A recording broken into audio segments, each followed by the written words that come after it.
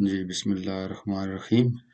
दोस्तों, हाज़िर हूँ एक नई वीडियो के साथ। आज की वीडियो में इंशाअल्लाह हम जो है वो एज कैलकुलेट करना सीखेंगे और ये एज कैलकुलेट हम करेंगे ईयर्स, मंथ्स और डेज में। यानी कि हम एक स्टूडेंट की या एक एम्प्लॉय की या जो भी है एक डेट ऑफ बर्थ जो है वो हम एंटर करें और सिस्टम हमें उसकी डेट ऑफ बर्थ जो है वो उसके हवाले से एज कैलकुलेट करके दे कि ये स्टूडेंट या एम्प्लॉई की इस वक्त इतने साल, इतने दिन और इतने महीने जो है वो एज कंप्लीट हो चुकी है, वो हमें खुद कैलकुलेट करके दे। वीबीए के थ्रू हम कैलकुलेट करेंगे और वीबीए में हम नई चीज आज पढ़ेंगे कि फंक्शन। हम एक फंक्शन बनाएंगे, उस फंक्शन के थ्रू हम जिस भी डेट फील्ड के ऊपर वो फंक्शन लगाना चाहेंगे वो फंक्शन लगाएंगे और उस डेट फील्ड से डेट लेके वो फंक्शन हमें एज कैलकुलेट करके देगा कि इस डेट से आज तक कितने दिन गुजर चुके हैं, कितने महीने और कितने साल। तो चलिए शुरू करते हैं।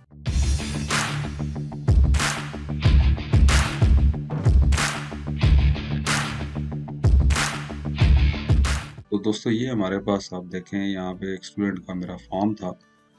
इससे आप ऑलरेडी बड़ी अच्छी तरह वाकिफ हैं कि यहाँ पे हम स्टूडेंट की बायोडाटा रख रहे थे। एक सिंपल सा फॉर्म बनाया जस्ट आपको समझाने के लिए। यहाँ पे हम सेव कर रहे थे स्टूडेंट आईडी है हमारे पास, सेक्शन है, क्लास है, जो भी है। मेन चीज़ हमारी उसकी में डेट ऑफ बर्थ जो है वो यहाँ पे सेव कर रहे हैं। तो शुरू के लेक्चर्स अगर आपको याद हों, शुरू की क्लासेस, तो उसमें मैंने आपको बताया था कि हमने एज सेव की थी। तो मैंने कहा था कि ज़रूरी नहीं है आप ये एज यहाँ पे सेव करें, क्योंकि ये तो रोज़ चेंज होने वाली चीज़ है। तो हर साल हम उस एज को अपडेट जो है वो नहीं कर सकते। तो यहाँ पे आप डेट ऑफ बर्थ सेव करें और हम एक फंक्शन या किसी के थ्रू, कैलकुलेशन के थ्रू हम इसकी एज कैलकुलेट कर सकते हैं। तो हम आज ये करते हैं कि यहाँ पे इसको मैं डिज़ाइन व्यू में खोलता हूँ। ये हमारा एक डेट ऑफ बर्थ का फील्ड है। नीचे हम एक और बनाते हैं, बल्कि इसी को मैं सिलेक्ट करता हूँ, कंट्रोल सी किया और कंट्रोल वी कर लिया। यहाँ पे हमने इसको, इस रो को मैं डिलीट कर देता हूँ। ये हमारे पास नई बन गई है, इसका मैं नाम रख देता हूँ, इसका लेबल जो है वो एज रख देते हैं। और डेट ऑफ बर्थ में से ये मैं इसका कंट्रोल सोर्स जब डिलीट कर दूंगा तो ये हमारा अनबाउंड कंट्रोल बन जाएगा। ये हमारे डेटाबेस के साथ बाउंड नहीं हो। इसमें हम इसको, मैं यहाँ से सिलेक्ट करता हूँ तीनों को और इसको मैं मर्ज कर देता हूँ ताकि यहाँ पे हमारा इजीली टेक्स्ट आ जाए कि इसकी अब ये डेट ऑफ बर्थ यहाँ पे जो हम फीड करेंगे, इसको मैं रिव्यू करता हूँ। तो यहाँ पे देखें, जो हम डेट ऑफ बर्थ हम फीड करेंगे उसको जब हम यहाँ से आगे कंट्रोल लेके जाएंगे, इस कंट्रोल पे आएंगे, तो ऑटोमेटिकली सिस्टम मुझे यहाँ पे बता दे कि इस जो स्टूडेंट की, इसकी डेट ऑफ बर्थ इतने ईयर्स, इतने मंथ्स और इतने डेज जो है वो उसकी डेट ऑफ बर्थ हुई है। तो ये काम हम कोशिश करेंगे आज। हम ये सिंपली भी हम कर सकते हैं कि इस पे भी हम कोड लिख सकते हैं कि इसके अपडेट इवेंट पे हम कोड लिखें, यहाँ पे इवेंट में आफ्टर अपडेट के ऊपर, कि जब जैसे ये अपडेट हो तो यहाँ पे उसकी एज डिस्प्ले कर लीजिए। लेकिन हम कोशिश करेंगे कि थोड़ा सा लंबा कोड है, उसको हम हर एक इसके ऊपर नहीं लिख सकते। बाद में हमें कोशिश पड़ सकती है ज़रूरत की डेट ऑफ एडमिशन को भी हम चेक करेंगे कितना अरसा हो गया है स्टूडेंट की डेट ऑफ एडमिशन को। तो हम एक जनरल फंक्शन बनाते हैं, उस फंक्शन को जिस भी कंट्रोल के ऊपर हम कॉल करेंगे, जिसकी फॉर्मेट है वो डेट होगा, उसके ऊपर हम कॉल करेंगे तो उसका वो ड्यूरेशन हमें निकाल देगा। तो एक जनरल फंक्शन हम बनाते हैं, उसके थ्रू हम जो है वो एज कैलकुलेट करेंगे। तो यहाँ पे मैं उसको फंक्शन बनाने के लिए यहाँ से मैं जाता हूँ व्यू कोड में। तो इस जो भी हमारा प्रोजेक्ट होगा उसका कोड हमें जो है वो सामने आ जाएगा। यहाँ पे मैं एक नए मॉड्यूल बनाऊंगा। यहाँ पे मैं जाता हूँ मॉड्यूल के अंदर, ये हमें एक नए मॉड्यूल का जो है वो एडिटर खोल देगा। यहाँ पे अपना जो मैं फंक्शन है वो लिखूंगा और इसको मैं सेव कर दूंगा एक नए मॉड्यूल के तौर पे इसी सिस्टम में। और जहाँ पे हम इस मॉड्यूल को कॉल करेंगे, इस फंक्शन के अंदर जो मॉड्यूल, जो फंक्शन हम बनाएंगे, उस फंक्शन को हम कॉल करेंगे तो हम इसको रिट्रीव कर सकते हैं। तो यहाँ पे शुरू करते हैं, हम एक फंक्शन बनाते हैं। पहले हमने बनाए थे प्रोसीजर्स। प्रोसीजर और फंक्शन में मैंने आपको बताया था कि प्रोसीजर जो है वो कोई भी काम करता है और क्लोज हो जाता है, लेकिन फंक्शन में ये है कि फंक्शन हमें कोई ना कोई वैल्यू रिटर्न जरूर करता है। तो यहाँ पे हम ज़ाहिर रिटर्न चाहते हैं कि हम इस फंक्शन को ये डेट ऑफ बर्थ देंगे, ये वाले, या कोई भी डेट का कॉलम हम देंगे, ये फंक्शन उसमें से हमें पीरियड कैलकुलेट करके देगा। तो इस फंक्शन को हम शुरू करते हैं फंक्शन के नाम से, फंक्शन, और इसका नाम मैं रख देता हूँ, फर्स्ट किया CALC कैलकुलेट एज, और इसको मैं एक आर्ग्यूमेंट जो है वो पास करूंगा कि जो भी डेट ऑफ बर्थ में हम दें वो यहाँ पे इसको कैच करे। तो इसको मैं उसका नाम दे देता हूँ माई DOB। ये हम इसको पास करेंगे आर्ग्यूमेंट, जहाँ से भी जो भी डेट हम पास करेंगे वो इसको यहाँ माई DOB के अंदर उसको रखेगा और इसके ऊपर कैलकुलेशन करेगा, और हमें ये कैलकुलेट एज के नाम से हमें एक रिटर्न करेगा उसका रिजल्ट। तो जो भी डेट ऑफ बर्थ हमारे पास माई DOB के अंदर आएगी, ये वाला जो माई DOB है इसके अंदर जो भी डेट ऑफ बर्थ आएगी उससे हम एज कैलकुलेट करते हैं। तो सबसे पहले मैं यहाँ पे कुछ वेरिएबल्स डिफाइन करता हूँ जिसमें हम ईयर्स, मंथ और डेज रखेंगे। तो पहला मैं डिफाइन करता हूँ नेम, इंटीजर हम रख देते हैं ईयर्स एज इंटीजर। उसके बाद ये इंट मैंने इसलिए लिखा कि यहाँ पे हम जो भी वेरिएबल का नाम लिखते हैं उसकी हम जो टाइप है उसको हम वेरिएबल के नाम का हिस्सा बना देते हैं, ताकि आगे जब हम प्रोग्रामिंग करेंगे तो इसको हमें पता चल जाए कि ईयर्स जो है वो इंटीजर टाइप का वेरिएबल है, इसमें हम इंटीजर रख सकते हैं। अगर आपको ये समझ नहीं आई, हमारी एक शुरू की क्लासेस हैं उसमें आप देखें, वहाँ पे डाटा टाइप्स के बारे में बड़े तफसील से बताया गया है कि इंटीजर क्या होता है और स्ट्रिंग क्या होता है, और वो सारा उसको आप देख सकते हैं। तो हमने सबसे पहले ईयर्स जो है वो इंटीजर के अंदर रख लिया, इंटीजर के नाम इंट ईयर्स के नाम का एक वेरिएबल बना लिया। दूसरा वेरिएबल मैं बनाता हूँ डेम इंट, का नाम रख देते हैं months, THS months as integer. तीसरा हम रखते हैं dim int days as integer. ये मैंने तीनों रख दिए। उसके बाद हम सबसे पहले इंट मंथ्स कैलकुलेट करेंगे। मंथ्स कैसे कैलकुलेट होगा, int months is equal to, यहाँ पे मैं एक डेट डिफरेंस का फार्मूला लगाऊंगा जो ऑलरेडी आप उससे वाकिफ हैं, हमने ऑलरेडी एक जगह पे डेट कैलकुलेट की थी पिछले क्लासेस में। तो मैं यहाँ पे डेट डिफ का एक लगाता हूँ फंक्शन। डेट डिफ को हम 3 आर्ग्यूमेंट देते हैं, 3 पैरामीटर्स देते हैं। तो जो कंपलसरी जो है वो यहाँ पे आप नीचे देखें, एक तो हम इसको इंटरवल देंगे।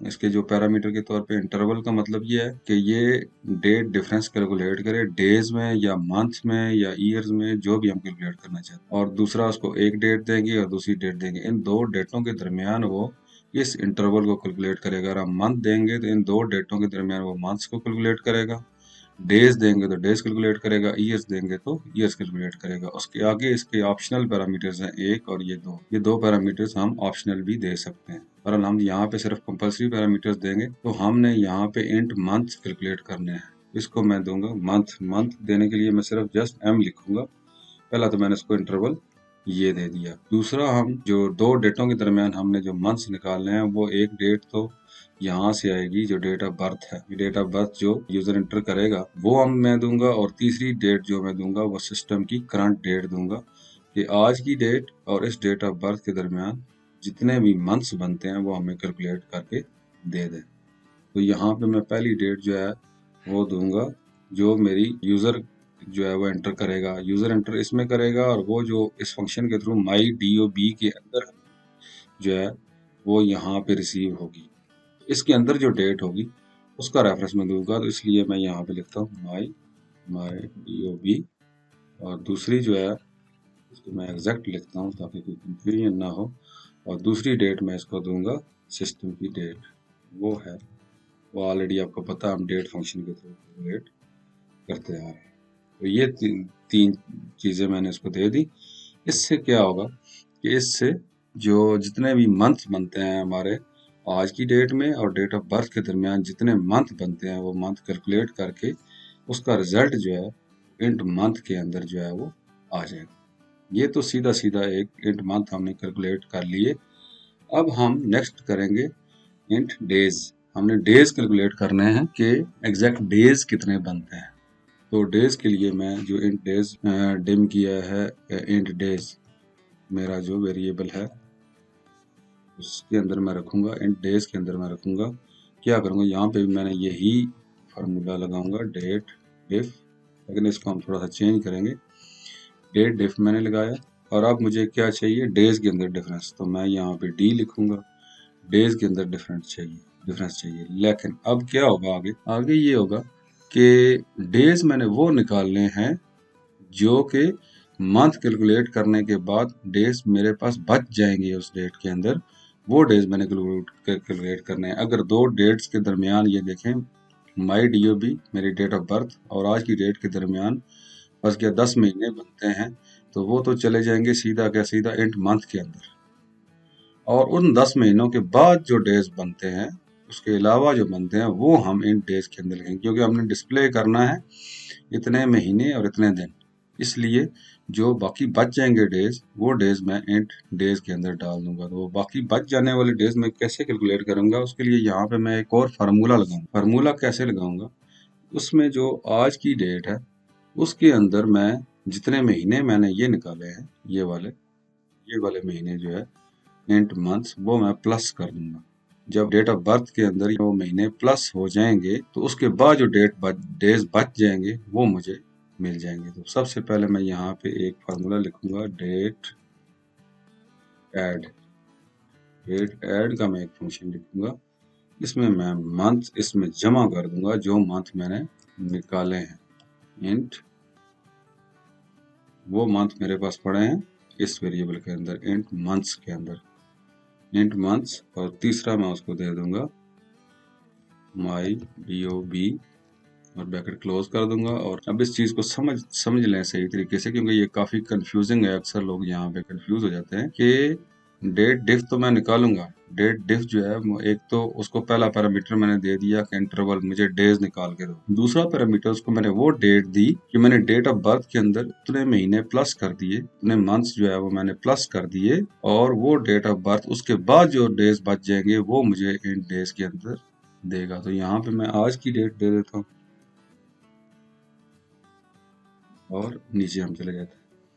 अब इसका रिजल्ट क्या है, इसका रिजल्ट आएगा कि जितने इंट मंथ्स निकले। अब मंथ क्या करता है, अगर 8 महीने हुए हैं और एक दिन हुआ है, अगर फर्ज किया, मैं एक एग्जांपल आपको दे रहा हूँ, अगर हमने डेट कैलकुलेट की और उस दोनों डेट ऑफ बर्थ के और आज की डेट के जो डिफरेंस निकला, वो फर्ज किया हम एग्जैक्ट अगर कैलकुलेट करें, 8 महीने और 2 दिन बनते हैं या 4 दिन बनते हैं, 8 महीने 4 दिन, तो डेट डिफ का फंक्शन क्या करेगा, वो फुल मंथ मुझे देगा। वो 8 महीने 4 दिन नहीं इसके अंदर कैलकुलेट करेगा, 8 मंथ के अंदर वो कैलकुलेट करेगा 9 मंथ्स, वो मुझे देगा 9 मंथ। लेकिन मुझे वो 9 मंथ्स नहीं चाहिए, मुझे 8 महीने और 4 दिन चाहिए। तो वो मुझे, क्योंकि यहाँ पे 9 मंथ्स देगा, ठीक है, इसलिए मैं जो है उसके आगे जो एंड डेज मैं कैलकुलेट करूंगा वो तो ज़रा फालतू नहीं होंगे। इसलिए मैंने ये फार्मूला लगाया कि उसके अंदर एंड मंथ्स जो है वो मैं ऐड कर दूंगा और उससे आज की डेट का जो है डिफरेंस निकालूंगा। अगर तो वो डेज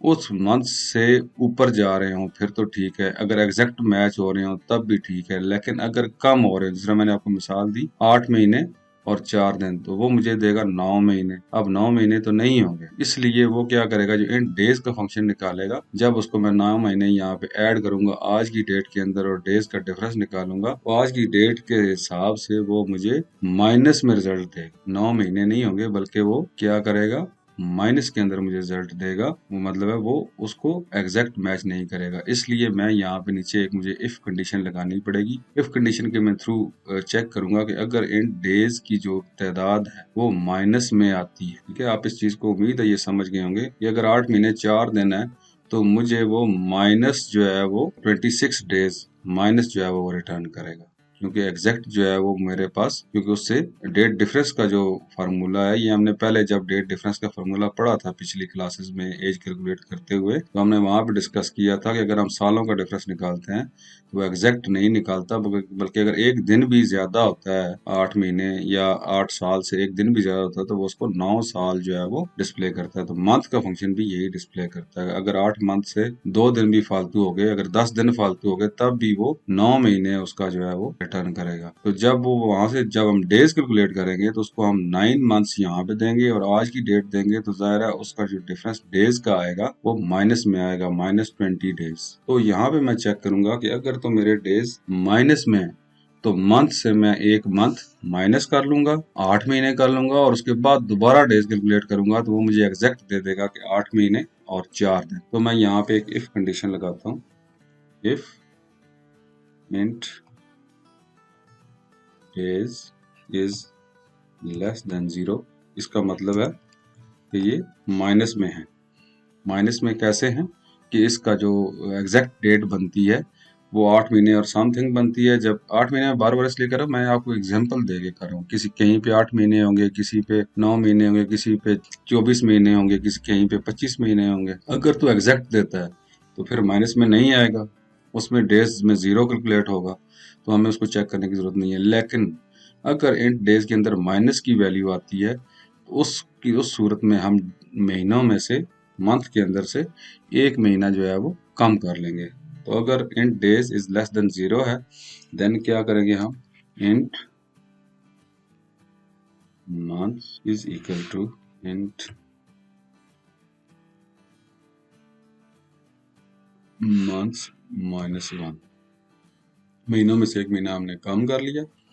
अब इंट मंथ में एक महीना कम चल रहा है तो हम दोबारा से अब इंट डेज कैलकुलेट कर लेंगे, तो हमें एग्जैक्ट डेज की तादाद पता चल जाएगी कि महीने अगर पूरे करें तो एग्जैक्ट फालतू दिन कितने बनते हैं। तो मैं इंट डेज के अंदर दोबारा वैल्यू डालूंगा, int days is equal to वही फंक्शन मैं फिर लिख दूंगा,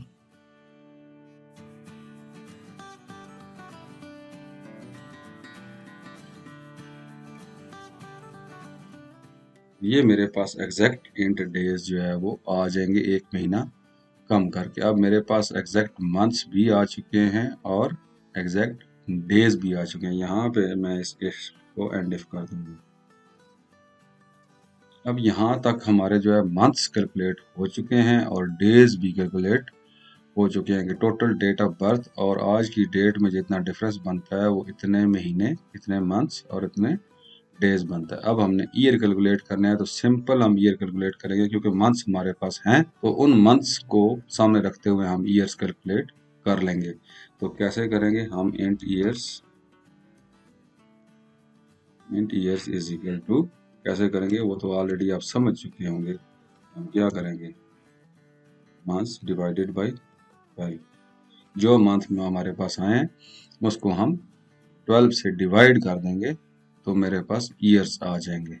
अब हमने लिखना ये है कितने ईयर्स, इतने मंथ्स और इतनी डेज। डेज हमारे पास आ गए, मंथ से हमने ईयर कैलकुलेट कर लिए और अब हम क्योंकि मंथ्स के साथ उसको 12 पे डिवाइड करके हमने इंट ईयर्स कैलकुलेट कर लिए हैं, तो अब क्या होगा, इंट ईयर्स में एग्जैक्ट वैल्यू तो नहीं आएगी, इसमें कुछ ना कुछ चीज़ें हमारी बच जाएंगी। अगर फर्ज किया 24 मंथ हैं तो वो 12 पे डिवाइड तो हो जाएंगे, सीधा सीधा 2 ईयर्स आ जाएंगे। लेकिन अगर 25 हैं तो हमारे पास क्या होगा, 24 तो हमारे पास आ जाएंगे लेकिन हमारे पास रिमाइंडर क्या बच जाएगा, 1 मंथ। तो हम उसका जो रिमाइंडर बचेगा वो हम मंथ के तौर पे लिखेंगे। इंट मंथ हमारा एक दफ़ा और चेंज होगा, वो कैसे होगा, int months is equal to, जब हम मंथ्स और यहाँ पे क्या फार्मूला लिखेंगे, मॉड का फार्मूला लिखेंगे 12। अब ये फार्मूला हमें क्या करेगा, इंट मंथ के अंदर वो डाल देगा कि इंट मंथ को हम 12 के साथ जब मॉड करेंगे तो ये हमें रिमाइंडर जितना भी बाकी बच जाने वाले, ये आंसर हमें रिटर्न नहीं करेगा, बल्कि ये जो ऊपर वाला फार्मूला है ये हमें आंसर रिटर्न करेगा कि इंट मंथ को हम जब 12 पे डिवाइड करेंगे तो हमारे पास आंसर जो है वो ईयर्स में आ जाएगा। जबकि जब हम मॉड करेंगे तो मॉड का मतलब है रिमाइंडर, यानी इंट मंथ को 12 से डिवाइड करेगा और जितने महीने बाकी बच जाएंगे, अगर तो एग्जैक्ट मैच होता है तो इंट मंथ में 0 आ जाएगा।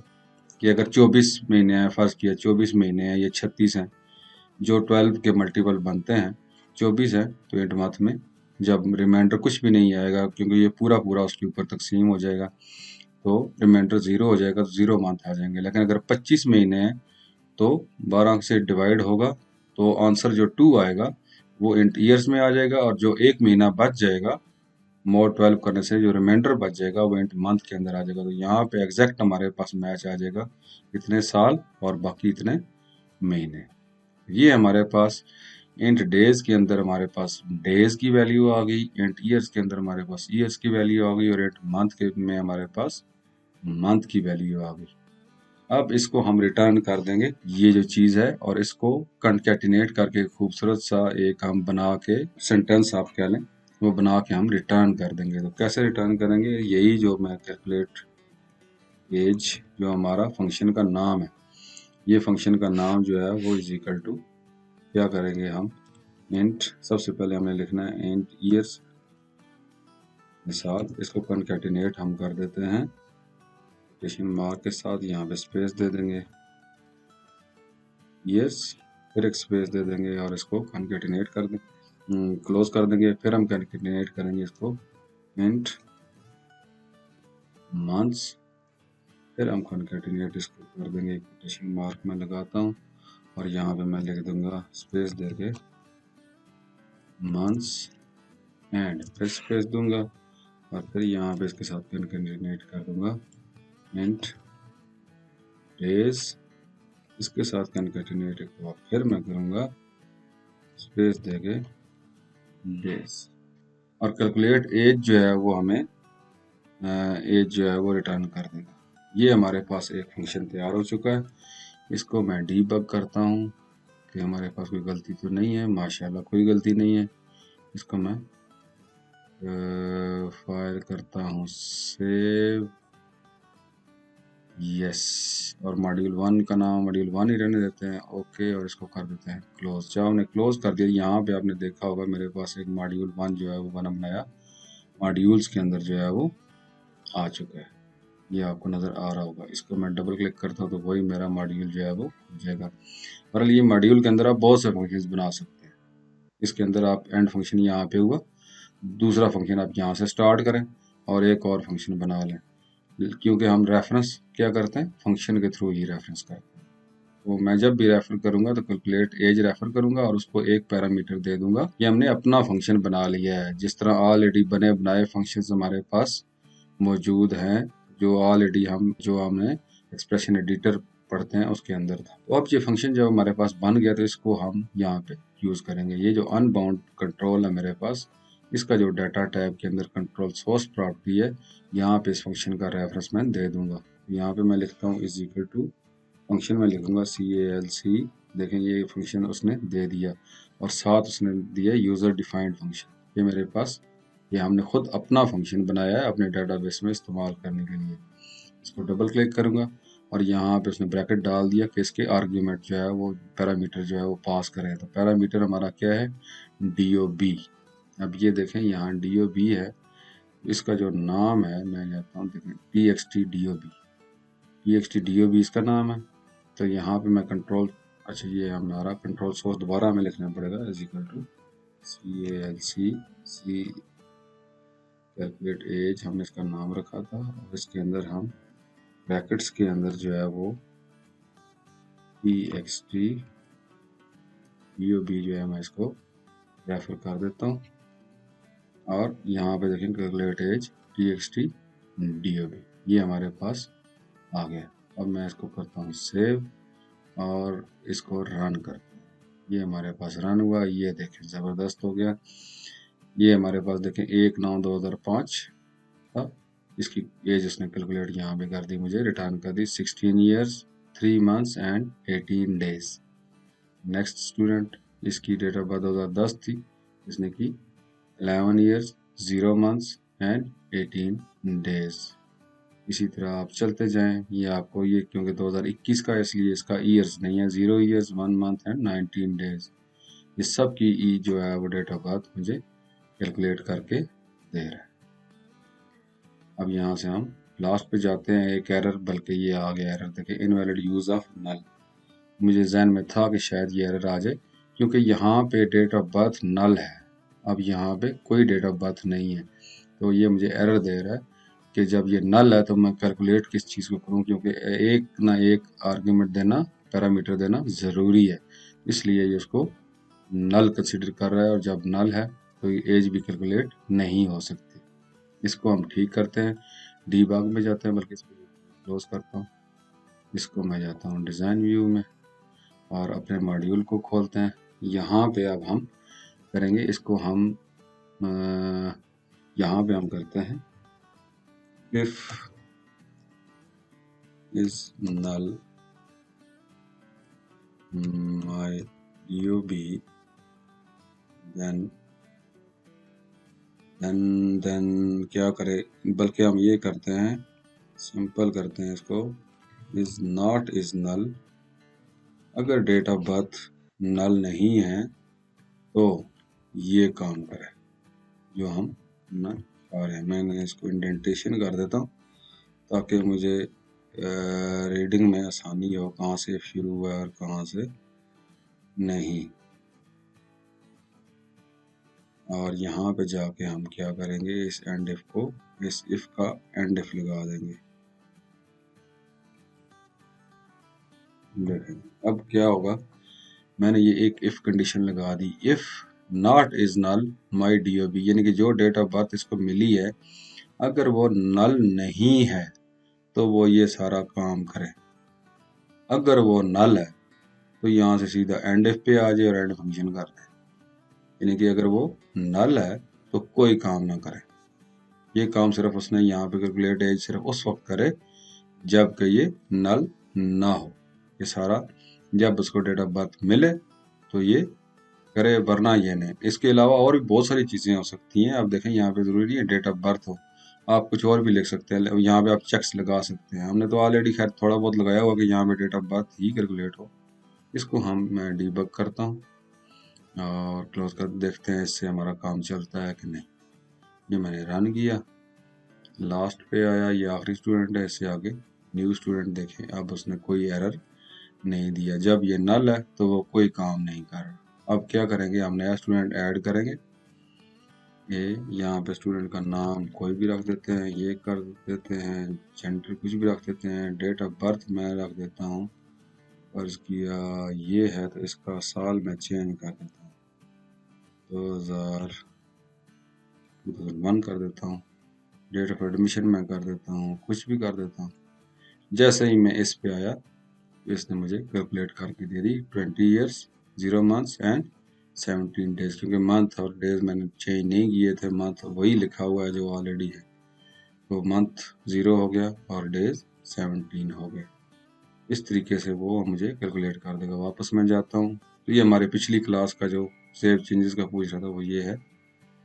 तो आखिरी पे मैं जाता हूँ तो ये 20। अब आपने क्योंकि फंक्शन बना लिया, वो फंक्शन के थ्रू यहाँ से कैलकुलेट कर रहा है और हर एक का वो यहाँ पे डिस्प्ले भी कर रहा है, वरना यहाँ पे आपको मुख्तलिफ किस्म की चीज़ें लगानी पड़ती है। तो ये क्लास कुछ ज़्यादा ही लंबी हो गई। उम्मीद है ये चीज़ आपको समझ आई होगी। बड़ी काम की चीज़ है और ये आप इसका मैसेज बॉक्स के थ्रू भी इसका रिजल्ट दे सकते हैं यूज़र को, और मुख्तलिफ जगहों पे आप यूज़ कर सकते हैं। आप देखें यहाँ पे मैंने डेट ऑफ बर्थ जो है वो यूज़ की इस जगह पे, कैलकुलेट एज TXT DOB। अब TXT DOB की जगह आप TXT DOA दे देंगे तो वो यहाँ से उसका ड्यूरेशन कैलकुलेट कर लेगा। कोई और जगह है डेट वाली जो भी है वो आप इसको देंगे तो वो उसके मुताबिक डेट कैलकुलेट कर। फंक्शन बनाने का ये फ़ायदा है कि अगर मैं सिर्फ इस पे अपडेट पे लिखता तो सिर्फ इसी पे उसने काम करना था। अब मेरे पास एक कैलकुलेट एज का फंक्शन बन चुका है। जिस भी जगह पे मैंने इसकी ड्यूरेशन कैलकुलेट करनी है तो यहाँ पे मैं TXT DOA, यानी कि इसका जो नाम है, इसका नाम तो खैर सिर्फ DOA है, तो मैं यहाँ पे लिख दूंगा कैलकुलेट एज DOA। तो इसके मुताबिक वो ड्यूरेशन मुझे कैलकुलेट कर देगा। अगर DOB दूंगा तो इसके मुताबिक कर देगा। किसी भी फॉर्म के अंदर, क्योंकि ये पूरा मॉड्यूल आपके इस पूरे डेटाबेस के अंदर काम कर रहा है। ये मॉड्यूल एक फंक्शन है। इस फंक्शन को अपने पूरे डेटाबेस के अंदर जहाँ पे भी आप कॉल करेंगे, एम्प्लॉइज़ की एज कैलकुलेट करनी है तो आप वहाँ पे भी इस्तेमाल कर सकते हैं। उसके अलावा स्टूडेंट्स की करनी है तो वहाँ पे इस्तेमाल कर सकते हैं। किसी जगह पे भी आपने ड्यूरेशन कैलकुलेट करनी है कि आज की डेट से इस डेट का ड्यूरेशन कितना बनता है, तो आप कहीं भी इस पूरे फंक्शन को कॉल कर सकते हैं। और इसी तरीके से इसको एक जस्ट पैरामीटर आप पास करेंगे, आर्गुमेंट पास करेंगे तो वो उसकी ड्यूरेशन कैलकुलेट कर दें। उम्मीद है ये क्लास आपको पसंद आई होगी। अगर पसंद आई है तो शेयर ज़रूर करें, चैनल को सब्सक्राइब करें और बेल आइकन प्रेस करें। बहुत शुक्रिया। अल्लाह हाफिज़।